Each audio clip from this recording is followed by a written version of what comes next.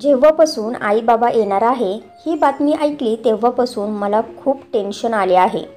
मी आणि माझी नवविवाहित पत्नी मुंबईत राहतो. माझी पत्नी शिकलेली आहे, परंतु तिला स्वयंपाक करता येत नाही आणि नाही ती प्रयत्न करते. ऑफिसला जाण्याअगोदर आणि आल्यानंतर मी स्वतः स्वयंपाक करतो. जेव्हा आई बाबा येतील आणि हे सर्व पाहतील तेव्हा ते काय करतील? दुसऱ्या दिवशी आई बाबा घरी पोहोचले आणि मला ऑफिसवरून घरी यायला उशीर झाला. परंतु जेव्हा मी घरी पोहोचलो तेव्हा तर अनिरुद्ध लिफ्टमधून बाहेर पडला, पार्किंगमधून गाडी काढली आणि घराकडे निघाला. तो यावेळी खूपच चिंतेत होता. चिंतेचे कारण सुद्धा खूप मोठे होते. रात्रीचे 8 वाजणार होते. तो रोज 6:30 ते 7 वाजता ऑफिसवरून घरी पोहोचत होता.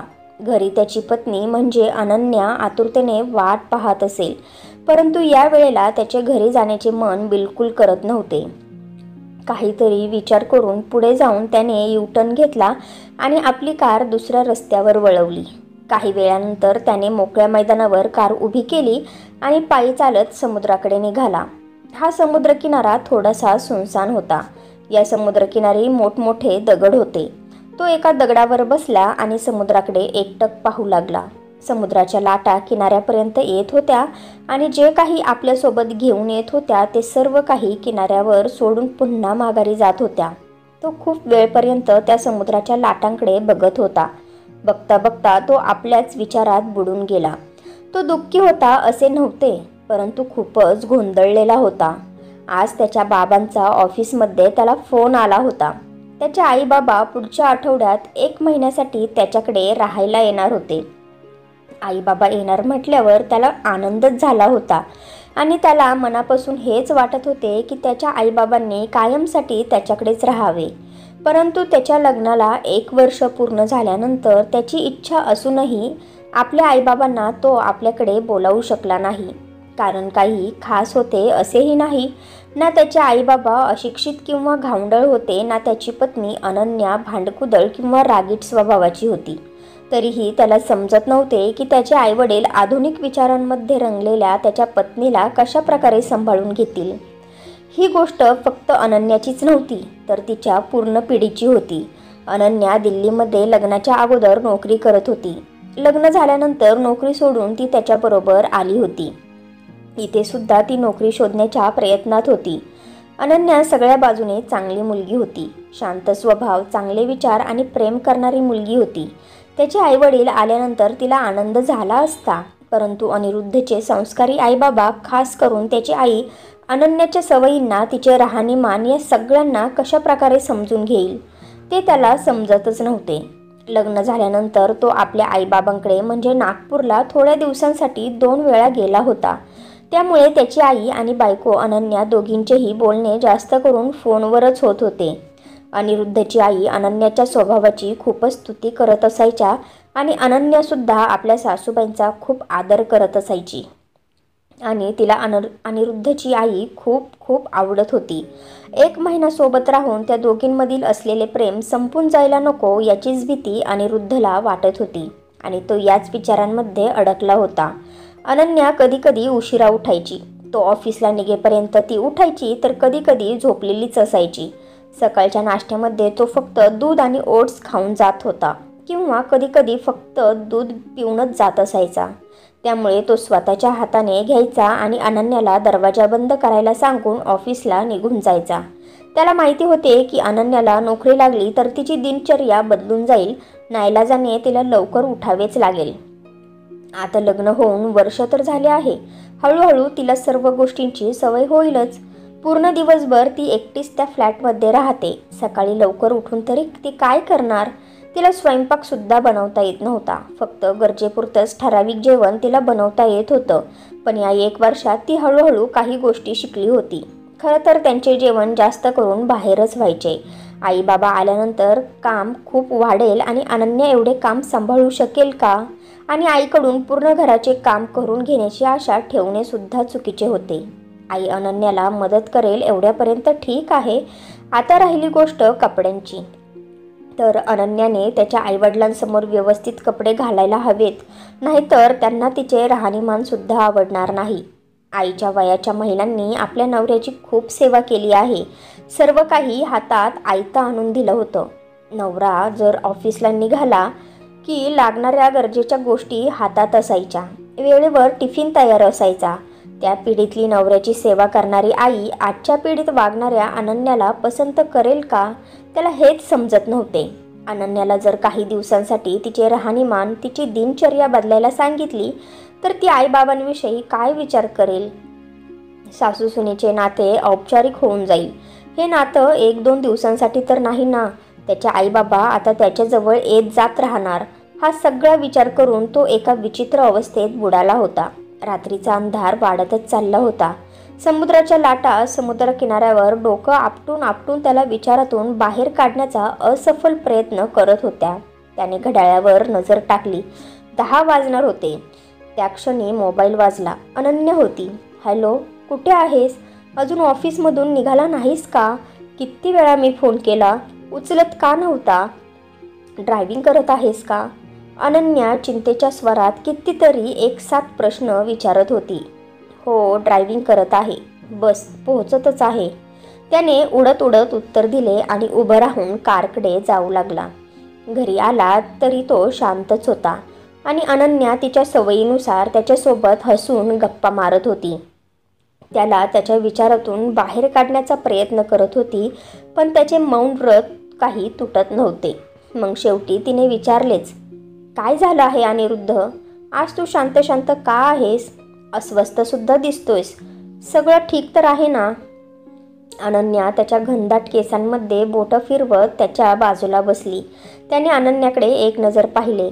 अनन्या गोड स्वभावाची साधी सरळ मुलगी होती आणि म्हणूनच तो तिच्यावर खूप प्रेम करत होता. तिच्या ज्या काही सवयी होत्या त्याला पसंत होत्या आणि मग तो बघत असायचा की अनन्याच नाही तर त्याच्या वयाच्या मित्रांच्या बायका अनन्यासारख्याच होत्या.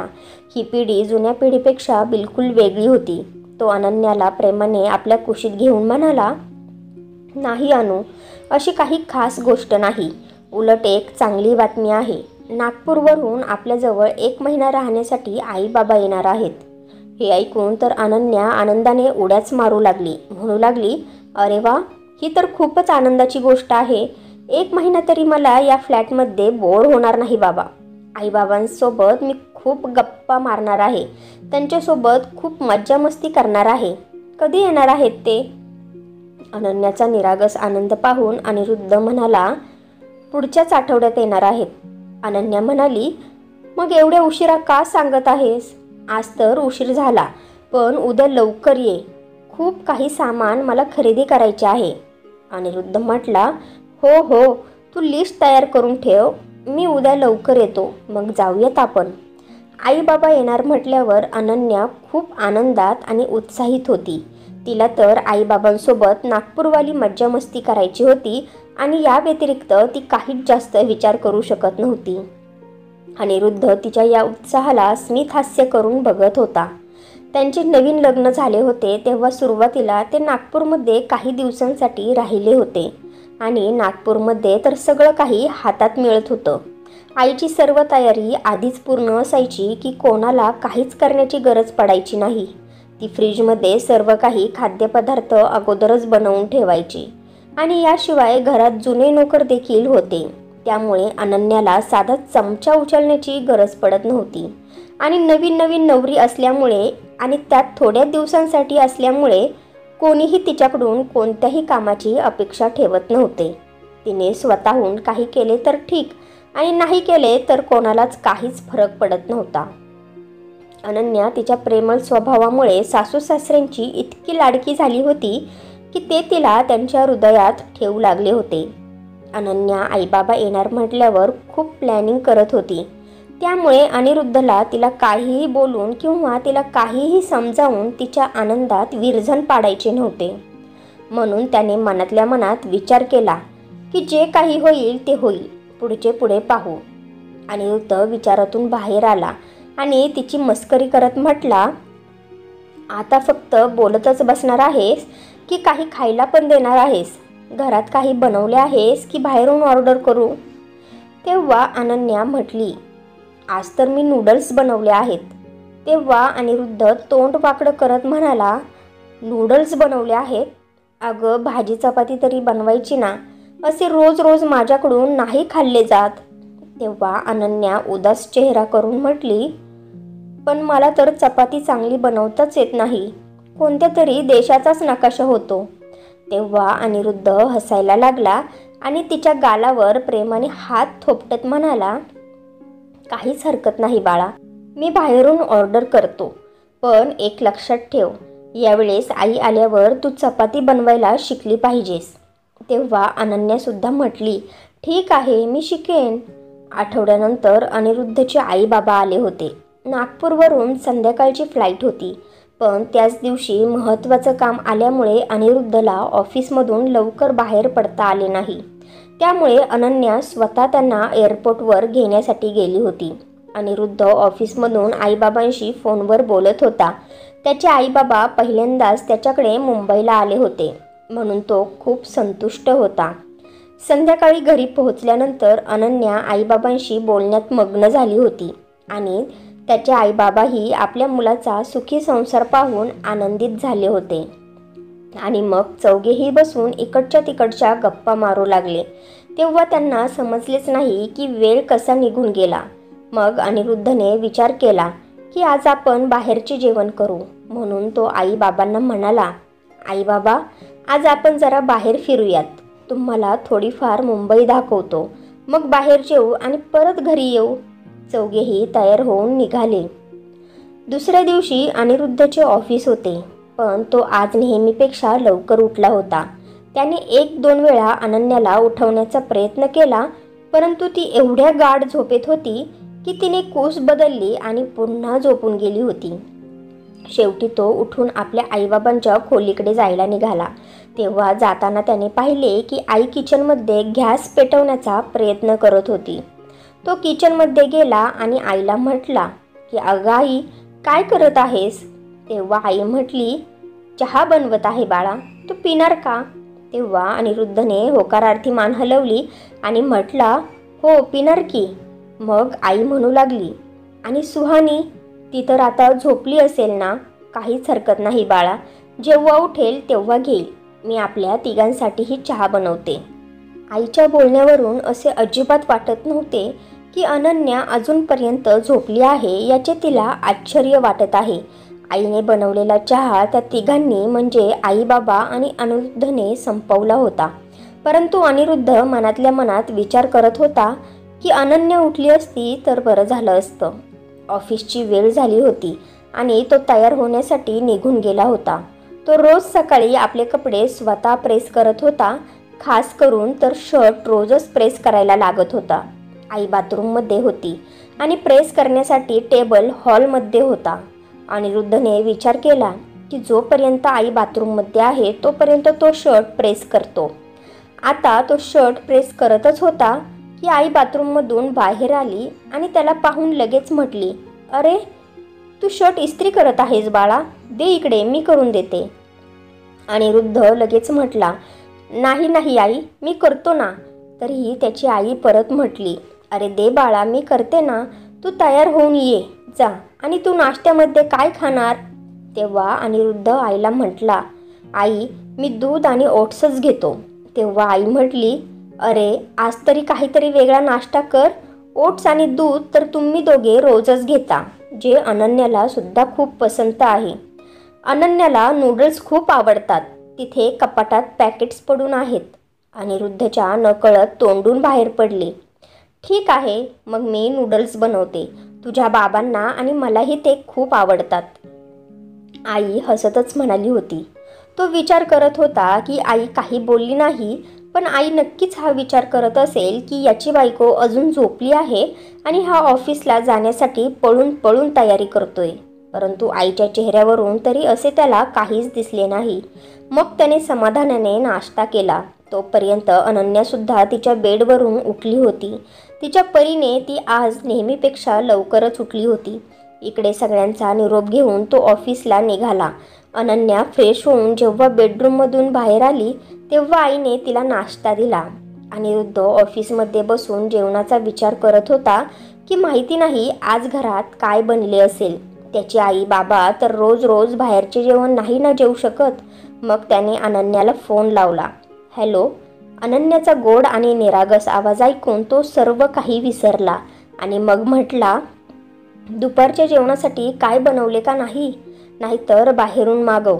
तेव्हा अनन्या खूप आनंदात म्हटली, अरे आईने मस्त राजमा भात बनवला आहे आणि माझ्या आवडीची फ्लॉवरची भाजी सुद्धा. अनन्याच्या आवाजात आईबद्दल प्रेम होते. ती हसतच म्हटली, तुला हवे असेल तर घरी जेवायला ये. तेव्हा तो हसतच म्हटला, नाही तू खा, मी संध्याकाळी उरलेलं खाऊन घेईल. आता माझं ऐक, तू संध्याकाळी चांगला चहा बनव. निदान संध्याकाळी तरी तुझ्या हातचा त्यांना चहा दे. उत्तर न देताच अनन्या फक्त हसली होती. अनिरुद्ध संध्याकाळी लवकर घरी पोहोचला तेव्हा तिघेही बसून चहा पित होते. तो घरी पोहोचताच आई आणि बाबा अनन्याने बनवलेल्या चहाचे कौतुक करू लागले होते. तेव्हा अनिरुद्ध हसत हसत म्हटला, आई, अनन्या टोमॅटो सूप सुद्धा खूप छान बनवते. तेव्हा आई म्हटल्या, अनन्या आज सूप बनवून प्यायला दे आम्हाला. अनन्या सुद्धा हसत म्हणाली, हो आई, आज मी सूप बनवते. तेव्हा आई किचनकडे जाताना म्हणाली, ठीक आहे, मी आज जेवायला काय बनवू? अनिरुद्ध म्हटला, आज आपण बाहेर फिरायला जाणारच आहोत तर जेवूनच परत येऊ ना. तेव्हा आई म्हटली, नाही नाही, मी स्वयंपाकाची थोडी तयारी करते, मग आपण फिरायला जाऊ. जोपर्यंत आम्ही इथे आहोत तोपर्यंत घरीच बनवलेले जेवण खा. अनन्या प्रेमाने आईच्या गळ्यात हात टाकत म्हटली, हो आई, आज शेवग्याची भाजी बनवा, जसे तुम्ही नागपूरमध्ये बनवत होता. तुम्ही मला सांगा, मी सर्व वाटणाची तयारी करते आणि तुम्हाला बनवायला मदतसुद्धा करते. फ्रीजमध्ये शेवग्याच्या शेंगा तुम्ही येणार म्हणून आणून ठेवल्या आहेत. तेव्हा आई सुनेच्या गालावर हात फिरवत प्रेमाने म्हटल्या, ठीक आहे, मी माझ्या मुलीच्या आवडीचे जेवण बनवेल. तेव्हा अनिरुद्ध आश्चर्याने आईकडे पाहत होता, कारण फक्त त्यांची पिढी बदलली असे नाही तर त्याच्या आईवडिलांची पिढी देखील कितीतरी बदलली आहे हे त्याला जाणवले होते आणि याचेच त्याला नवल वाटत होते.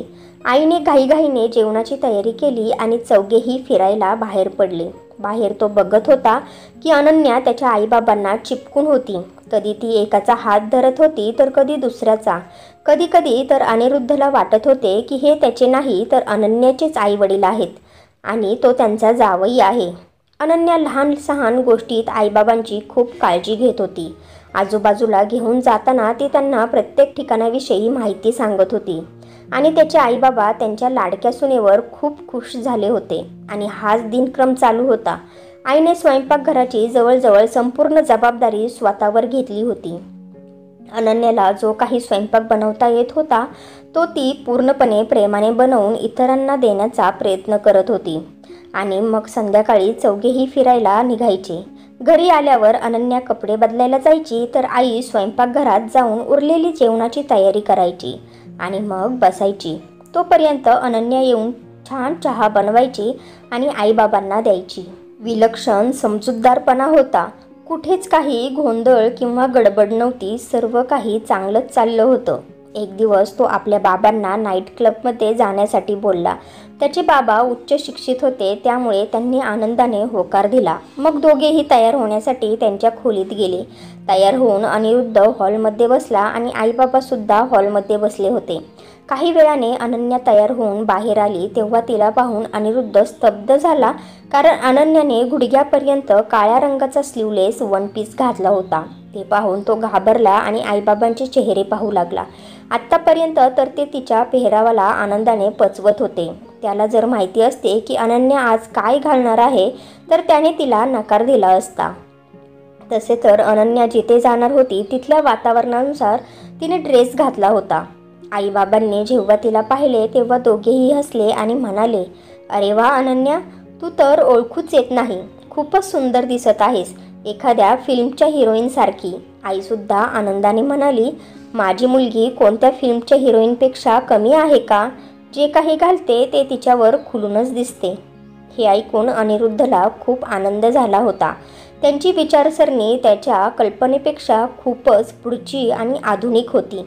मग त्याला आपल्या मित्रांच्या घरातील परिस्थिती आठवली, कारण त्यांच्या बायका आणि त्यांचे आईवडील जेव्हा समोरासमोर येतात तेव्हा छोट्या छोट्या गोष्टीवरून ते त्यांच्या मुलांच्या आधुनिक स्वभावाच्या बायकांशी भांडत राहतात.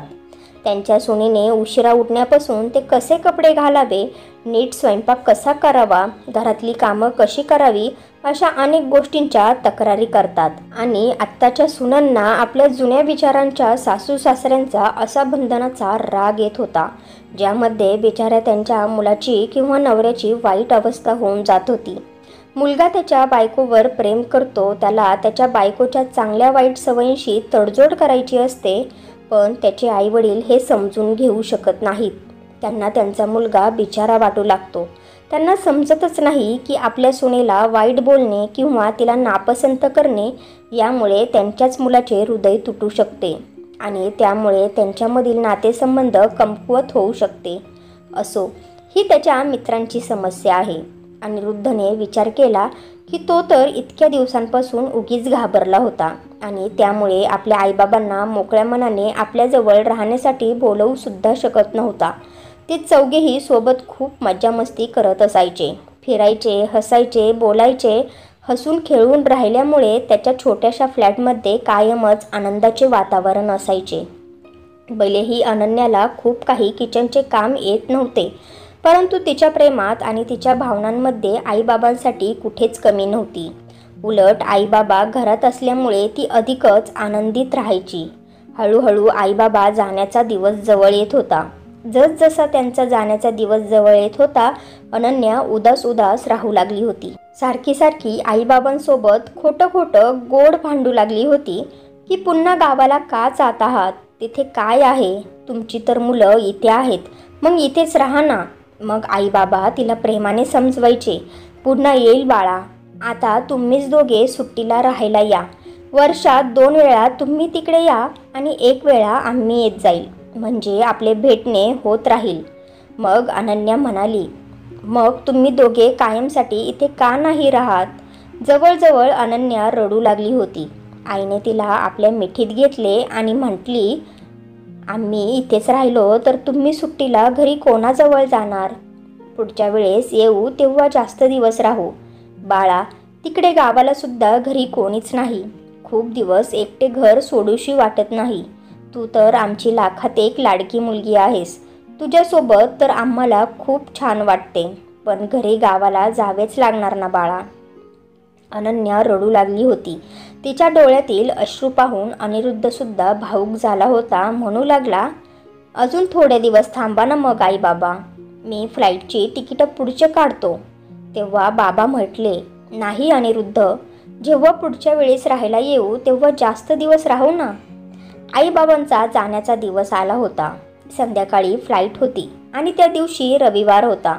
आईबाबांनी नकार देऊनही अनन्याने त्यांच्यासाठी खूप सारे गिफ्ट्स खरेदी केले होते. सकाळी अनिरुद्ध खूप लवकर उठला आणि आपल्या आईबाबांच्या खोलीत गेला होता. तेव्हा बाबा खाली चालायला गेले होते. अनिरुद्ध आईजवळ जाऊन बसला तेव्हा आई उठायला लागली आणि म्हटली, थांब, मी तुझ्यासाठी चहा बनवून आणते. अनिरुद्ध म्हटला, नाही आई, राहू दे, मला रोज चहा पिण्याची सवय नाही आहे. तू बस ना माझ्याजवळ. उद्यापासून तू नसणार. इतके दिवस कसे निघून गेले कळालेच नाही. कसा हा 1 महिना गेला कळालाच नाही बघ. तू आणि बाबा इथे आल्यामुळे खूप छान वाटत होते. तेव्हा आई म्हणू लागली, छान तर आम्हाला सुद्धा तुमच्याजवळ आल्यामुळे वाटत होते बाळा. तुम्ही दोघांनी किती सेवा केली आमची, किती फिरवले, किती आमच्यावर तुम्ही खर्च केलात.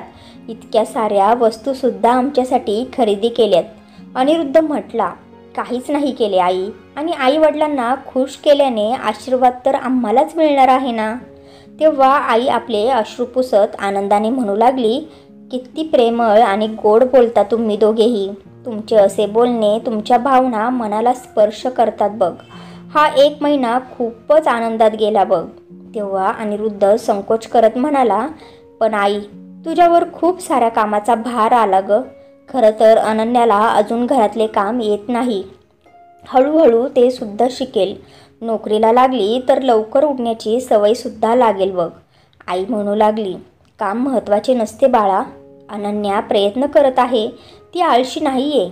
तिला जे काही येऊ शकते ते ती करण्याचा प्रयत्न करते. काही न येणे आणि काहीच करण्याची इच्छा नसणे, दोन्हीमध्ये खूप फरक आहे बाळा. महत्त्वाचा तर स्वभाव असतो. माणसाच्या भावना आणि विचार चांगले असले तर या गोष्टी महत्त्वाच्या नसतात, कारण सवयी बदलत राहतात आणि हळूहळू जबाबदाऱ्या वाढल्यावर कामं येतातच की. आजकाल फक्त 1-2 मुलेच होतात, त्यामुळे मुली खूप लाडात आणि प्रेमात मोठ्या होतात आणि त्यांचे स्वप्न हे किचनचे काम शिकण्याचे नसते, उलट भरपूर शिक्षण घेऊन आपले करिअर करायचे असते. त्यामुळे लग्न झाल्यानंतर त्यांच्याकडून या कामांची आशा करणे खूपच चुकीचे आहे. अनन्या खरंच खूप प्रेमळ मुलगी आहे. तिच्या मनातले पूर्ण प्रेम आणि सगळ्या भावना आमच्यापर्यंत पोहोचतात आणि आम्ही अशी सून भेटल्यामुळे खूप आनंदित आहोत. अजून अनन्या छोटी आहे. उद्या मुलं झाली तर कितीतरी गोष्टींमध्ये ती स्वतःच परिपक्व होऊन जाईल. आपल्या आईचे असे विचार ऐकून अनिरुद्धला खूप आनंद झाला होता आणि म्हटला, आई, असाच मी विचार करत होतो. तेव्हा आई बोलू लागली, आणि बाळा, आजकाल मुलगी काय आणि मुलगा काय, दोघांनाही समान रूपाने आपली गृहस्थी सांभाळायला हवी. नाहीतर एवढ्या मोठ्या शहरात मुली घर सांभाळून नोकऱ्या कशा करू शकतील? अनिरुद्ध म्हटला, हो आई, तू अगदी बरोबर बोलत आहेस. मी ही काळजी घेईल. मग दोघेही थोड्या वेळ शांत बसले आणि अचानकच अनिरुद्ध म्हटला, आई, खरं सांगू, मी विचारच करू शकत नव्हतो की अनन्याच्या पिढीतल्या मुलींच्या राहणीमानाच्या सवयी तू समजून घेशील आणि तिच्याबरोबर तू जुळवून घेशील. अनिरुद्धने खाली नजर केली तेव्हा आई हसली आणि म्हटली, त्यामुळेच तू आम्हाला इकडे राहायला बोलवत नव्हता काय? तुझे आईवडील अडाणी आहेत का? काही आईवडील उच्च शिक्षित असतात पण स्वतःला का नाही बदलू शकत माहिती नाही. अनिरुद्ध म्हटला, नाही आई, तुम्ही तर उच्च शिक्षित आहे. आई बोलू लागली, बदल खूप महत्त्वाचा आणि खूप गरजेचा असतो बाळा. वेळेबरोबर चालायला हवे. जुन्या गोष्टींना धरून राहिलो तर पुढे कसे जाणार? आणि असे केल्याने नातेसुद्धा टिकणार नाही आणि नात्यांमधील तिढा तर अजूनच वाढत जाईल. हो आई, पण ही समज सर्वांमध्ये नसते ना. माझ्या मित्रांचे आईवडील उच्च शिक्षित असून त्यांच्या सुनांना नाही समजून घेत. अनिरुद्ध बोलतच होता की त्याचे बाबा आले. अनन्यासुद्धा डोळे चोळत खोलीत आली आणि आईच्या कुशीत डोकं ठेवून पडली. तेव्हा आई हसली आणि तिच्या डोक्यावर प्रेमाने हात फिरवू लागली. तेव्हा अनिरुद्ध म्हणू लागला, उठ उठ, चल, ही तुझी आई नाही, ही माझी आई आहे. पूर्ण 1 महिना मला माझ्या आईजवळ सुद्धा जाऊ दिले नाहीस, स्वतःच तिला चिपकून राहत होतीस. असे म्हणत अनिरुद्ध तिला बाजूला ढकलू लागला. तेव्हा मात्र अनन्या अजूनच आईला बिलगून बसली. हे पाहून अनिरुद्ध मोठमोठ्याने हसू लागला. संध्याकाळी सगळी जाण्याची तयारी झाली. दोघेही आईबाबांना सोडण्यासाठी एअरपोर्टवर गेले. एअरपोर्टवर आईबाबांना सोडण्याची वेळ आली. ते दोघेही आईबाबांच्या पाया पडले आणि त्यांना मिठी मारली. अनिरुद्धचे स्वतःचे मन खूप उदास झाले होते, परंतु त्याला माहिती होते की उद्या तो कामात व्यस्त होऊन जाईल, पण अनन्याला आईबाबांची कमी भासत राहील. आईच्या पाया पडल्यानंतर अनन्या त्यांच्या गळ्यात पडली. आईने सुद्धा तिला प्रेमाने मिठी मारली. ती थोड्या वेळ आईपासून वेगळी झाली नाही, तर अनिरुद्धला कळाले की भावुक स्वभावाची अनन्या रडत आहे. आईचे डोळेही भरून आले होते. अनन्याला आपल्यापासून दूर करत तिचे अश्रू पुसत आई प्रेमाने म्हटली, पुढच्या वेळेस लवकर येऊ बाळा. आता तुम्ही दोघेही सुट्टी घेऊन लवकर तिकडे या. अनिरुद्ध अनन्याच्या जवळ गेला आणि तिच्या खांद्यावर हात टाकून आपल्या कुशीत घेत म्हणाला, हो आई, आता आम्ही लवकरच येऊ. बरं बाळा. आईबाबांनी दोघांच्याही डोक्यावर हात ठेवला आणि बॅगची ट्रॉली ढकलत त्यांना बाय करत एअरपोर्टच्या आतमध्ये निघून गेले. अनिरुद्ध आणि अनन्या भरल्या डोळ्यांनी त्यांना जाताना पाहत होते. अनिरुद्ध विचार करत होता, बदल तर हा घडायलाच हवा, मग तो हवामानात असो किंवा विचारात, तरच जीवन सुखी होईल.